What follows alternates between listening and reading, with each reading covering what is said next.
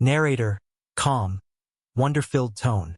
In the vast, silent ocean of stars, a new voice has begun to rise. A world, just over 4 light-years away, is no longer just a distant possibility. Thanks to the James Webb Space Telescope, Proxima b, long seen as just a faint dot, has transformed into something extraordinary. Something familiar. Something alive.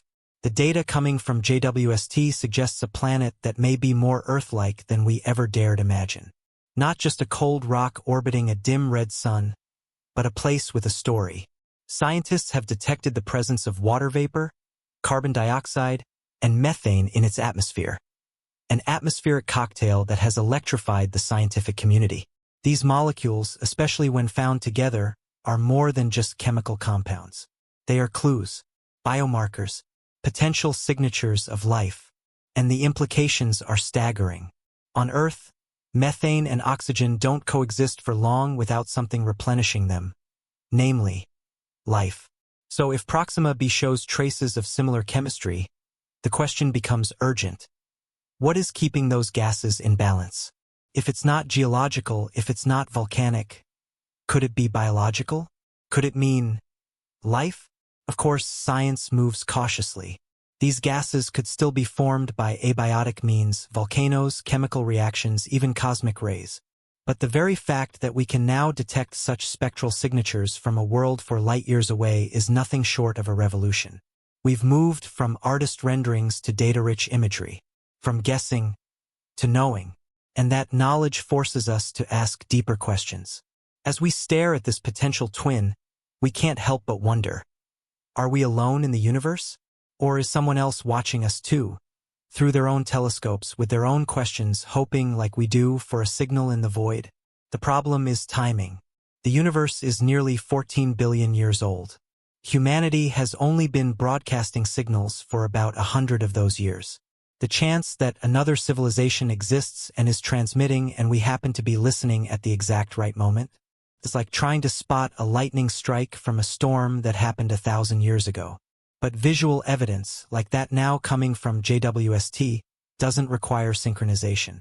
It doesn't need translation. It speaks through chemistry, through physics, through light. And in that light, we see more than just a planet. We see possibility. With next-generation telescopes like the extremely large telescope on the way, our reach will only grow. Dozens of exoplanets lie in the habitable zones of nearby stars. Many were discovered by missions like Kepler and TESS. Now, we have the tools to inspect them closely, to analyze their skies, to sniff their air, to find city lights, maybe, or the twinkle of alien satellites. The dream, of course, is not just to observe Proxima b from afar, but to go there. Projects like Breakthrough Starshot are already imagining the first real Starship mission. Nanocraft propelled by laser beams, riding light at a fraction of the speed of light itself. In just over 20 years, such a probe could fly past Proxima b and send back the first up-close image of another Earth-like world. Just imagine that moment. The first real photograph of an alien ocean, an alien sunset, maybe alien life. It would be a moment to rival the moon landing, a second Earthrise.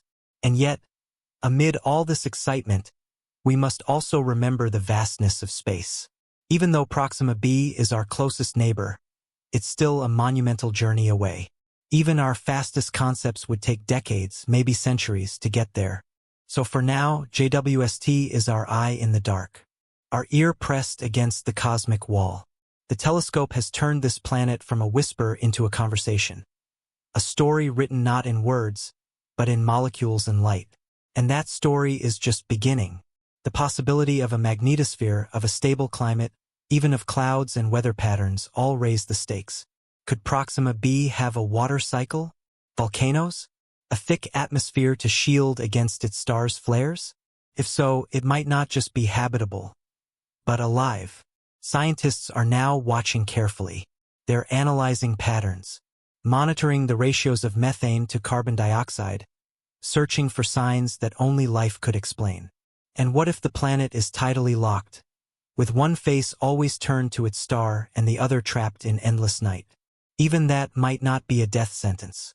With the right atmosphere, heat could circulate. life could persist. Not as we know it, but life nonetheless. This forces us to challenge everything we thought we knew. Maybe Earth isn't the rulebook. Maybe it's just one version of the story, a single verse in a galactic song. And as we stare across space, we must ask, if Proxima B harbors life, could it also harbor minds? Could someone be looking back at us, asking the same questions?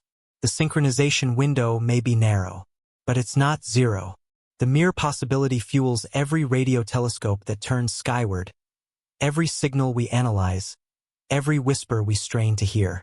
And if we find something, anything, it won't just change science. It will change us, our philosophies, our religions, our politics, our sense of self. Because if life exists on Proxima B, it means we are not alone. And that changes everything.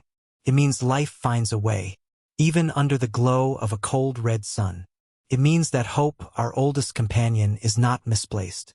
It means the universe isn't silent. It's whispering. And now, at last, we're beginning to hear it.